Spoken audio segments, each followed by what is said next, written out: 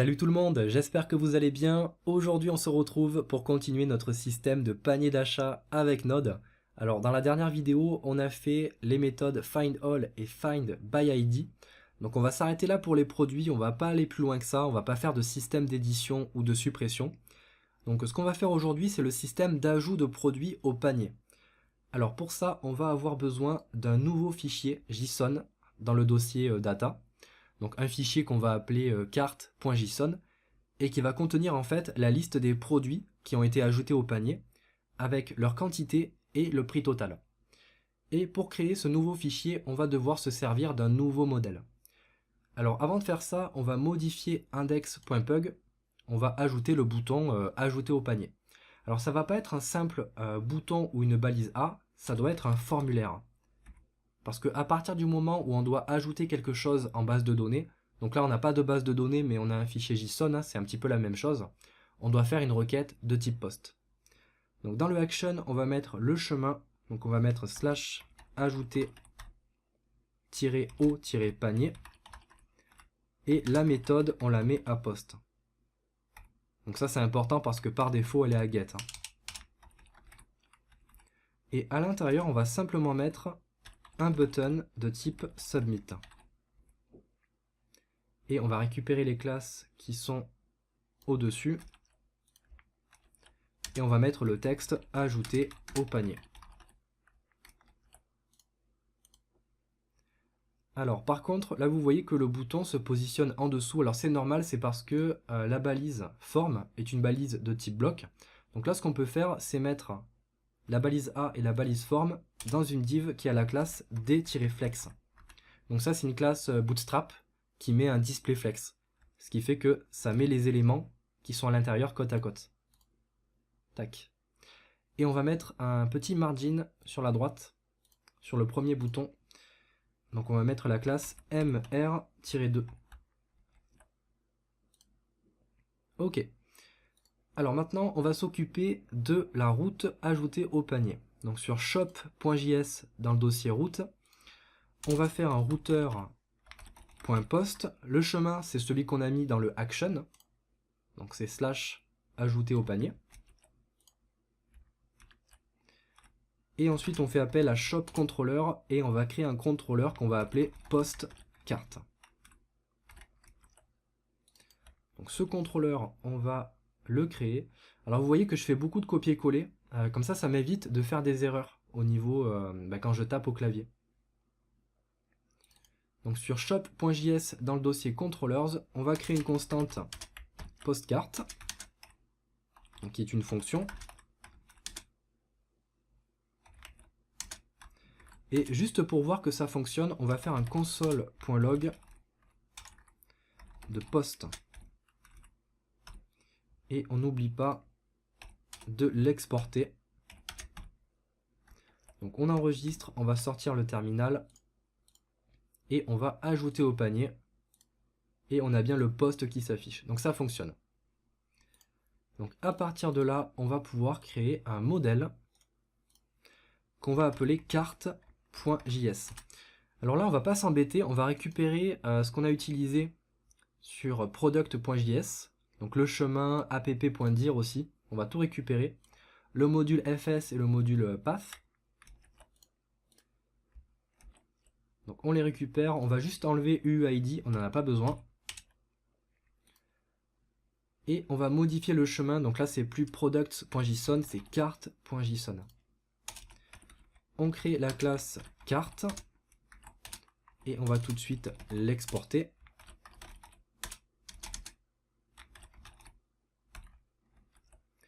Et là par contre on va pas créer de constructeur. On va pas faire comme on a fait pour product. Alors ce que je vais faire sur shop controller, je vais importer mon modèle.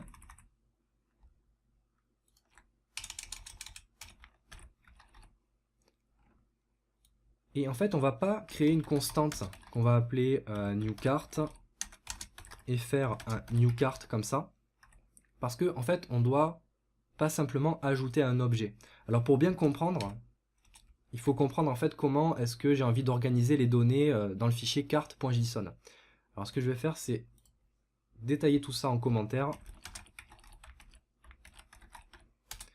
Donc le fichier carte.json, ça va pas être un simple tableau comme pour products.json, ça va être un objet.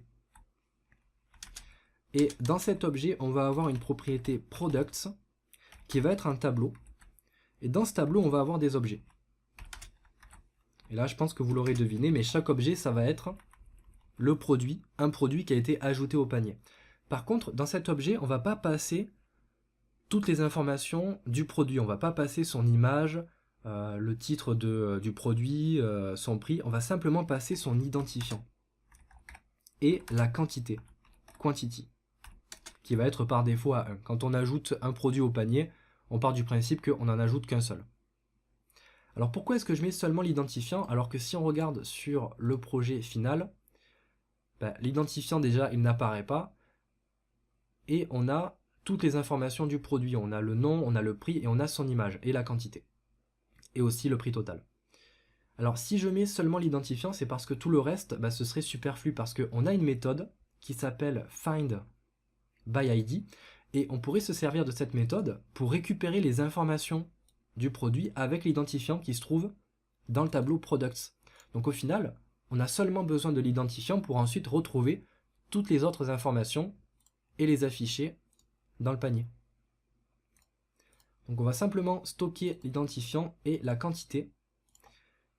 Et on aurait une deuxième propriété, donc on a le tableau products et on aurait total price qui serait mis à jour avec le prix de chaque produit qui est ajouté. Donc par défaut, on serait à 0.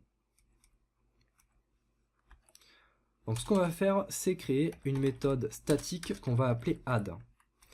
Donc dans cette méthode, on a besoin de quoi? On a besoin de l'identifiant et on a besoin du prix du produit pour mettre à jour le total price. Et c'est tout. Parce que quantité, on s'en fiche, en fait on va juste incrémenter de 1 la quantité. Alors petite chose aussi, si jamais on ajoute un produit qui est déjà existant dans le panier, moi je veux pas que ça crée un nouvel objet, je veux que ça modifie la quantité. Donc ça incrémente de 1 la quantité. Alors on verra ça après, pour l'instant on va juste se contenter de créer un fichier carte.json. Donc dans la méthode add, on doit avoir l'identifiant, le prix du produit, je vais appeler ça product price, et le callback, et c'est tout. Alors, l'identifiant et le prix du produit, on n'y a pas accès à ce niveau-là.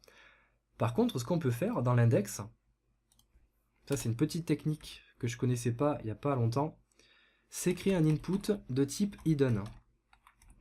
Donc cet input, il ne va pas apparaître dans la vue. Et dans cet input, on va passer l'identifiant. Donc le name, on va appeler ça product ID. Et on va passer l'identifiant dans la value.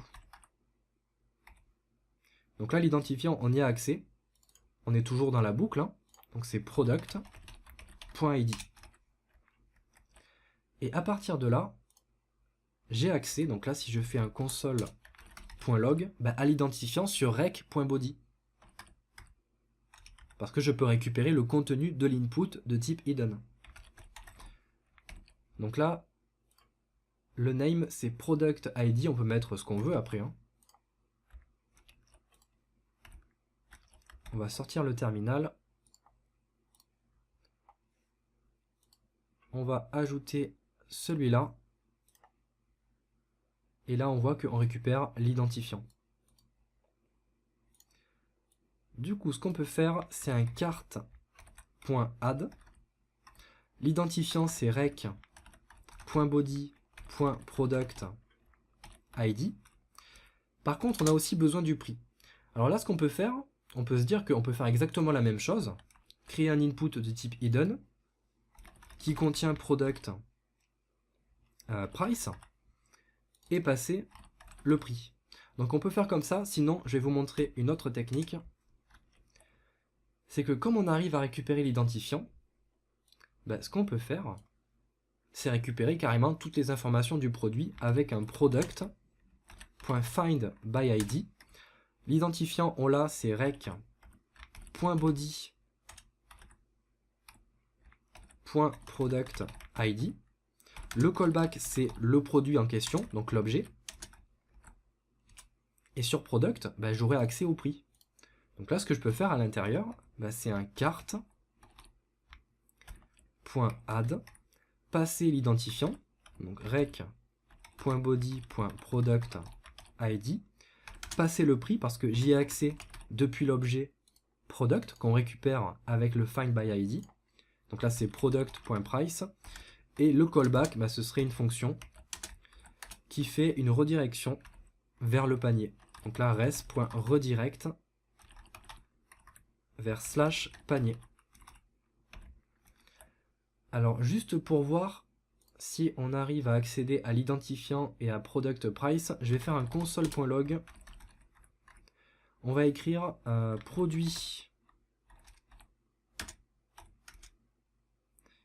à ajouter au panier, 2 points. Et là, on va mettre l'identifiant et product price pour voir si on arrive à récupérer les informations.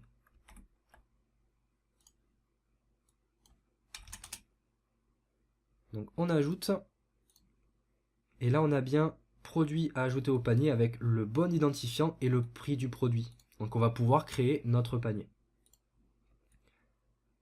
Alors le panier, on va le créer, donc ça va être un let carte. On a dit que c'était un objet avec à l'intérieur un tableau product et le total price qui par défaut est à 0. Ensuite, ce qu'on va faire, c'est créer le produit à ajouter. Donc on peut créer un let product. Donc là, j'essaie de déconstruire les choses, mais après, on va améliorer le code pour qu'il soit un petit peu plus concis. Donc ça va être un objet qui va être ajouté dans le tableau product. Ça, je rappelle que c'est un tableau qui contient des objets. Et dans cet objet, on a une propriété identifiant qui contient l'identifiant qu'on passe dans la méthode add.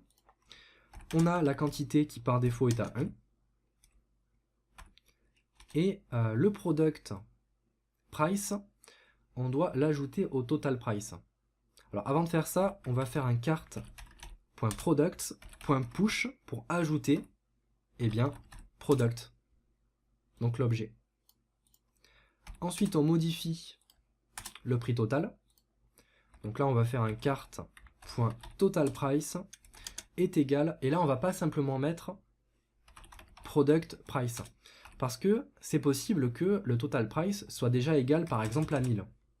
Et si on fait ça, ben, ça va remplacer la valeur de 1000 par le prix du produit. Donc là, ce qu'il faut faire, c'est un carte.totalPrice est égal à carte.totalPrice, donc le prix total, plus product price. Et ensuite, on peut faire un fs.writeFile. Le chemin, c'est toujours P, donc là, attention, c'est carte.json. Et ensuite, on a écrit json.stringify de carte. Ensuite, on a l'erreur. S'il y a une erreur, on console.log l'erreur. Et ensuite, on fait le callback, qui est en fait la redirection. Alors, on va tester si ça fonctionne. On ajoute le MacBook, on a bien la redirection sur le panier.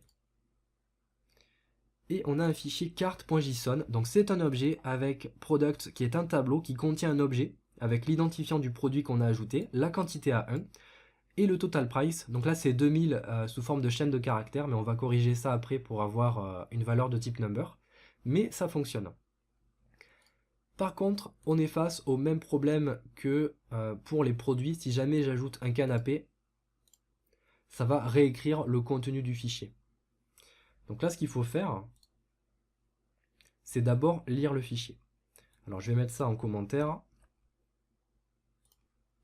Alors on va pas tout recommencer parce que c'est à peu près la même chose que ce qu'on a fait pour les produits. Donc là je vais faire un fs.readFile du fichier carte.json. On a soit une erreur, soit le file content, donc le contenu du fichier. Et là pareil, on a deux options, soit le fichier existe, soit il n'existe pas. Mais dans les deux cas, on part d'un cart qui est vide. Donc avec un product qui est un tableau vide et un total price à 0. Mais si il n'y a pas d'erreur, ça veut dire que le fichier existe. Et ça veut dire qu'il faut redéfinir le panier. Donc là, je vais dire que cart, c'est égal à json.parse de file content. Et dans les deux cas, on va ajouter le produit au panier. Donc juste après, on peut faire un product. Alors pas un product, mais un cart.products pour accéder au tableau. Et faire un push de l'objet du nouveau produit. Alors là, on va pas s'embêter à faire un let product. On va directement faire un push d'un objet avec une propriété ID qui contient l'identifiant et la quantity à 1.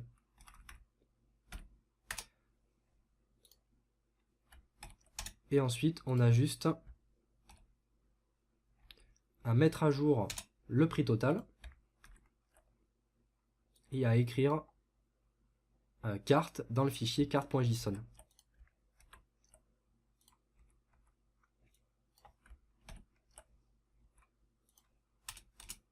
Alors, on va voir si ça fonctionne. On va supprimer le fichier cart.json. On va ajouter le MacBook. Ok, ça fonctionne. Si jamais maintenant j'ajoute un canapé, on voit que ça a créé en fait un nouvel objet. Et ça a mis à jour le total price. Alors par contre, si jamais je décide d'ajouter encore une fois le canapé. Donc ça modifie bien le total price. Donc là c'est sous forme de chaîne de caractères, mais on va modifier ça après. Mais là le petit ennui, vous voyez, c'est que ça crée un nouvel objet. Alors que moi ce que je voudrais, c'est que ça modifie seulement la quantité. Ça ne crée pas un nouvel objet. Donc là, ce qu'on va devoir faire, c'est une condition. Et d'abord trouver si le produit qu'on veut ajouter est déjà présent dans le panier. Donc on va modifier notre code. On va mettre ça en commentaire. Et on va se servir de la méthode find pour trouver le produit existant. Donc là, je vais créer une constante que je vais appeler existing product. Et je vais utiliser la méthode find sur cart.products. Donc c'est un tableau et je peux me servir de la méthode find. Donc pour chaque product, j'ai accès du coup à l'identifiant.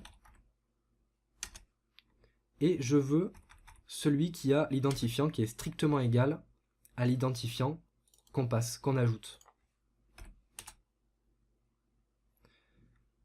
Alors je vais faire un console.log de existing product. Par contre, j'aurais pas dû supprimer le fichier cart.json. Donc je vais juste ajouter le MacBook. Ok, donc il est présent. On va remettre ça en commentaire. Et on va console loguer le produit existant.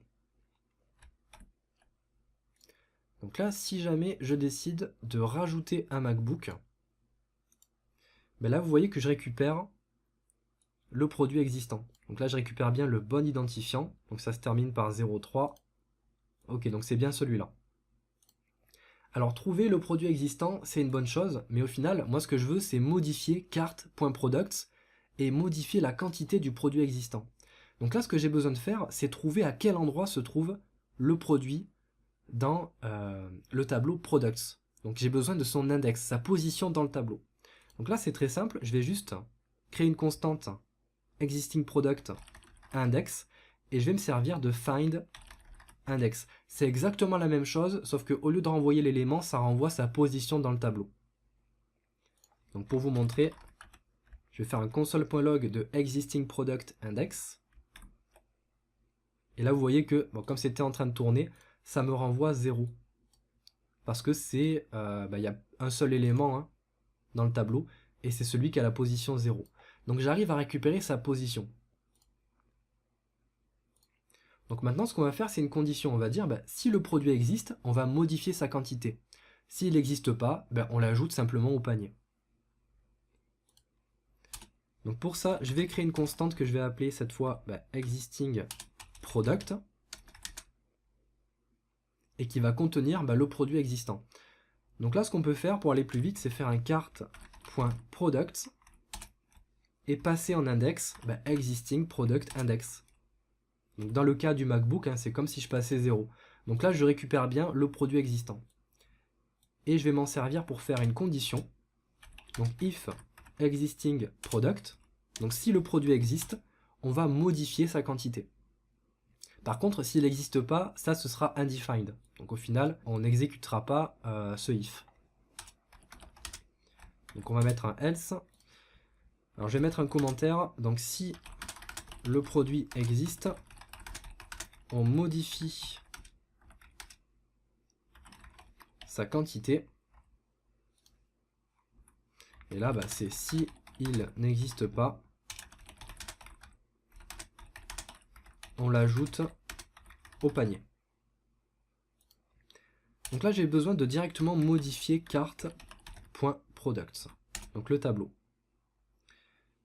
Et ensuite, je vais cibler le produit existant. Donc là, je passe en index existing product index. Et je vais dire que cart.products, donc là, je recible encore l'index, .quantity. Donc là, en fait, je pouvais directement le mettre là. Donc là, je modifie directement sa quantité. Donc là, j'ai directement accès à l'objet, donc à la quantité.